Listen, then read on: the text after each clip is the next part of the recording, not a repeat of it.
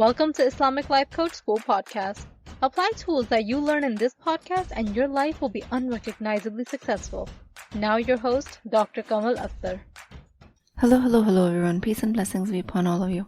As I always teach you guys that our mind interprets the world, and without that interpretation, we would not be able to assign it any meaning. With the meaning we assign it comes how you feel. The meaning your brain assigns is the language in your mind, and that is immediately followed by a feeling. I wanted to remind you of this very important dynamic because the same brain is interpreting other people's micro-expressions as well all the time. If you think about it, a single raised eyebrow, a tiny sigh, or that classic side eye somebody else gives you, any of these micro-expressions and quick signs, and you feel either your stomach drop or your heart racing or a nagging voice that starts saying, "Did I mess something up?" Behind all of these micro-expressions that you see all the time, you might not even know why it bothers you so much. But sometimes it hits you deep before your rational mind can gather what's actually bothering you, like a pin to a balloon. These little looks, these micro-expressions, they're not a small thing in your life. They're part of the secret language you all pick up as kids, like something hidden of an emotional code that gets embedded in your brain before you even know how to tie your shoes or how to even walk. Your mind is designed to interpret the world, and it's designed to connect with others. So by extension, your mind is constantly interpreting other people's micro-expression. A disappointing or disapproving frown from your parent, or that tiny look that said, "You should know better," even though you really didn't. All of that felt like a judgment. And when you're that young, everything feels huge. So all of these looks, they land in your memory bank like a life lesson you didn't ask for. The idea that stuck with you is if someone looked disappointed, it was probably because you were the problem. So now fast forward to today, and there's still this part of you that reacts to all of those cues, like there's still the ultimate and final factual feedback you're getting, like it's the ultimate truth on who you are, when that's actually not the case. If you're in the middle of a serious meeting or just chatting with friends, a single look of disappointment has a potential to feel like a neon sign flashing, "You did something wrong." All of those old, unwritten, unspoken rules from childhood are still alive, all of them living rent-free in your mind, making every glance, every micro-expression a potential of scrutiny and a potential to feel like a test that you either aced or failed. Now, I'm not telling you this to blame the past or point fingers at your upbringing or to blame your parents. I'm telling you this so you understand how your minds learn to respond to the world, especially how they learned to respond to disapproval, which universally feels more intense than you realize. Think of learning to interpret micro-expressions as learning an early language in your childhood. Just as you picked up words and phrases from hearing people around you talk, you also picked up emotional cues. When you are young, you don't have the mental quote-unquote firewall to separate what someone else's look of disapproval means for you versus what it means about anything else, or maybe what it means about themselves. So if a parent or a teacher or a caregiver had a look that said, "What were you thinking? Why did you do this?" your brain will log it in as, "I did something wrong," even if that wasn't necessarily the case. And over time, all of these experiences stack up, and the brain starts to think, "Okay, let's just always be on guard for this stuff." That's why all of your triggers get accumulated. So when you feel triggered by somebody's disapproving look today, if that's triggering you in that moment, it's not about going back and finding fault with anyone. It's more about recognizing that your brain learned certain patterns for a reason. And now it's trying to help you navigate relationships based on those patterns. But the biggest point I'm trying to make, and this is where your healing is going to come from, those old patterns don't always make sense in your adult life.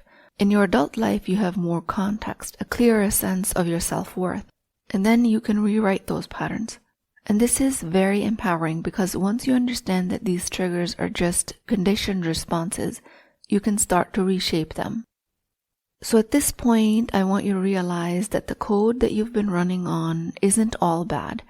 It might just be a little outdated.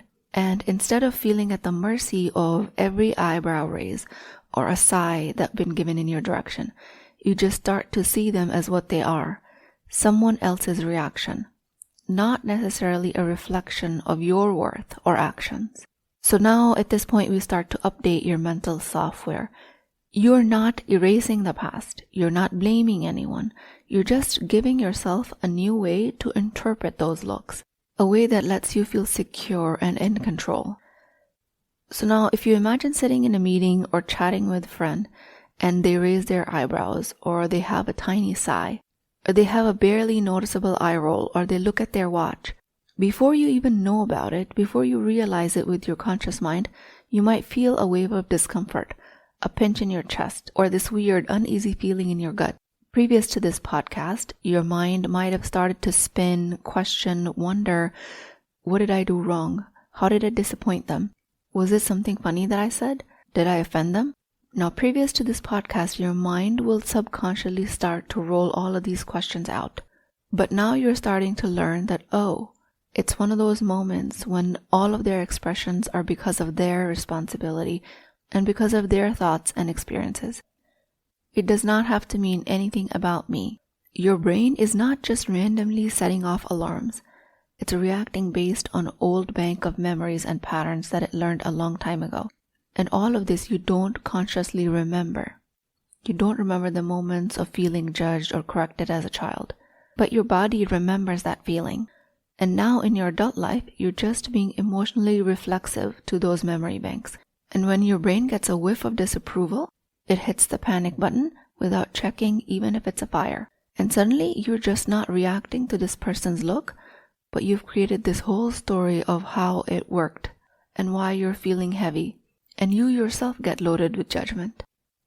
So when you come across any of these micro expressions, when a colleague gives you a neutral look and suddenly you're back in that mental space of feeling judged, or a family member's slightly bored or annoyed expression, if it makes you feel small, what's happened is without realizing it, you've zoomed back in time, feeling the same discomfort you might have felt as a kid. So from this point forward, all you're doing is replaying the background soundtrack in a different tone, in a different interpretation, and understanding that this does not mean you need to change how people look at you, because good luck with that, that's not going to happen. Instead, you recognize that the reaction is your brain's way of saying, I've seen this before and it feels important. But now, as an adult, you have a chance to update the reaction, to remind yourself that a raised eyebrow isn't the whole story. It's definitely not the whole story about you or how you're doing. It's just a moment, not a judgment. Instead of seeing their disapproval and making it mean something about you, rewrite it as an outside opinion. If your inner critic shows up front and center, whispering things like, you messed up, why did you do this, what's wrong with you? Before you begin to start self-criticizing, before you start to judge yourself, create a gap in that moment and understand that you don't need to continue to run on the outdated programming. Behind all of these micro expressions that trigger you, you might have been holding up a mirror to yourself and seeing only your flaws. You have been internalizing that expression, whether it's real or just something you perceive, that had become a starting point of cascade of self-doubt for you at this point. But from now on, you're not reacting to somebody else's look. You're actively tearing down your old beliefs and learning to treat yourself with respect instead of the disdain that you feel, and you're leaving that self-disdain behind that you had feared other people have for you. With that single look, or just the idea of somebody looking at you fishy, if it flips your internal switch, you flip it off. You're not piling on the self-criticism anymore. You're actually cleaning all of that up.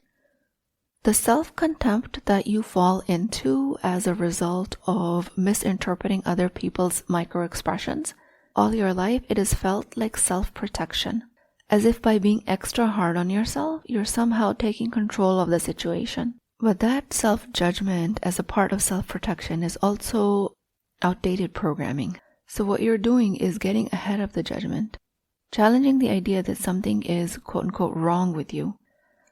So think of it as carrying around a disapproval meter inside of you.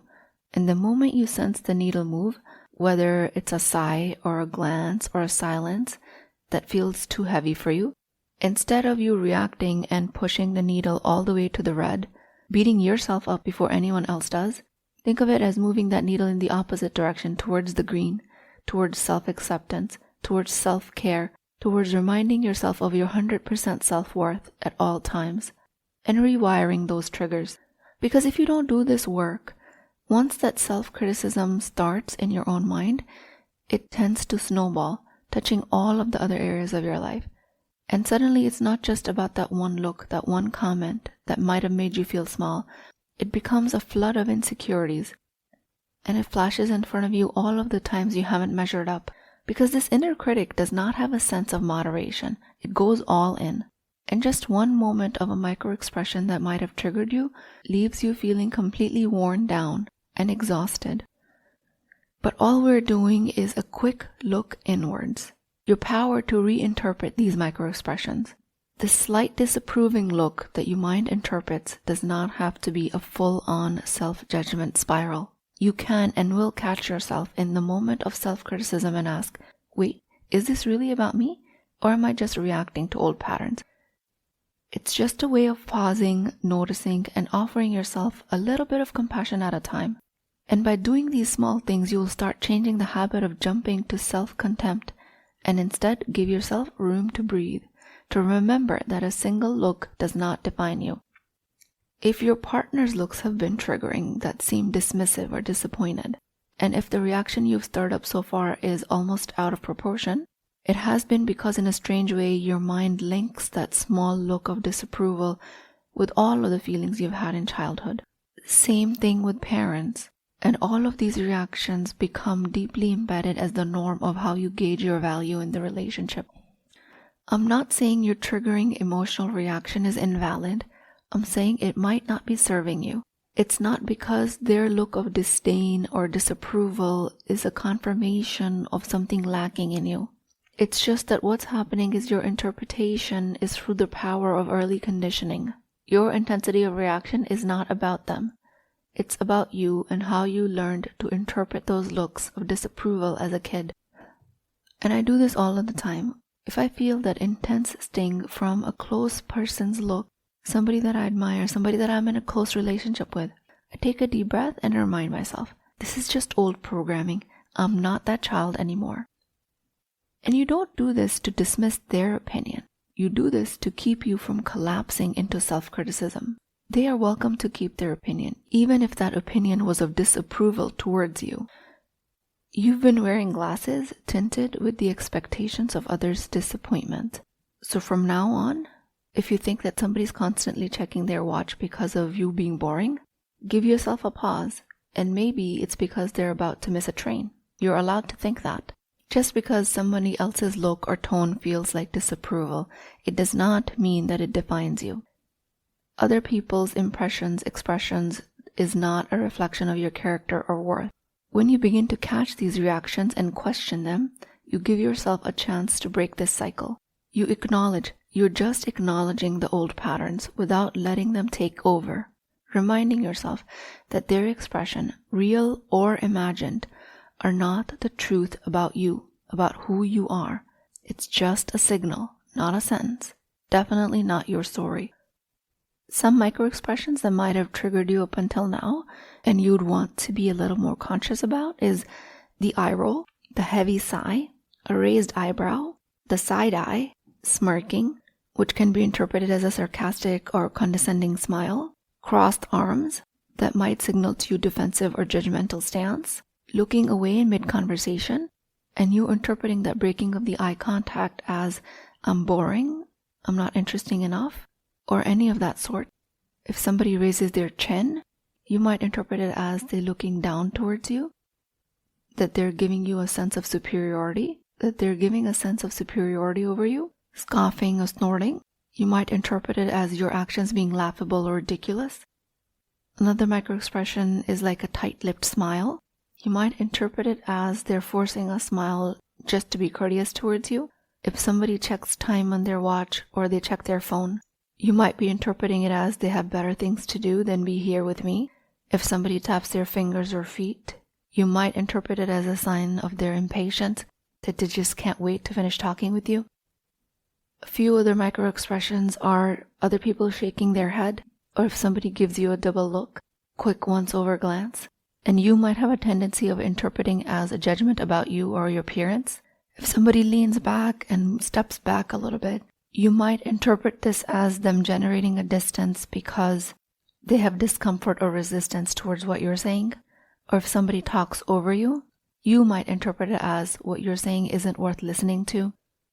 And the biggest trigger is when people avoid or refuse a response, when they don't engage with you. Their silence, their lack of acknowledgement might suggest to you that they're checked out, that they're not interested. And at body's level, that gets interpreted as a lack of love and belonging and connection. And all of these are just heightened responses based on old conditioned programming. I'm not saying that you are wrong for having these responses. I'm saying that you have the authority to not constantly be living in a triggered state. With that, I pray to Allah subhanahu wa ta'ala. O Allah, the most merciful, the most compassionate, grant me and all of us peace in our hearts and clarity in our minds. Help me to recognize that the judgments of others do not define me. Help me to recognize that the judgments of others are part of my own interpretation. Help me heal the wounds that my mind creates based on my old stale interpretations. Help me reshape my insecurities into strengths. Grant me the strength to rise above the whispers of self-doubt that shaitan whispers in my ears. O Allah, grant me the courage to assert myself with confidence, love, and respect. O Allah, may I always remember that the only value that should matter to me is my value in your eyes, and that with you I am enough. Ameen Ya Rabbal Alameen. Please keep me in your du'as. I will talk to you guys next time. If you're interested in getting coached by me, I'm offering a very affordable opportunity to do that with Wisdom Wednesdays.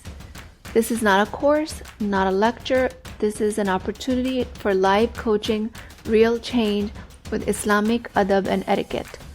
You do not need more information. You actually need a space to create change. At $19.99 a month, which is the price of takeout dinner, you as a Muslim woman will create confidence, intimacy, and connection without shame or fear of judgment, because your privacy is my highest priority. So join at www.islamiclifecoachschool.com, resources, Wisdom Wednesdays. I'll see you inside, inshallah.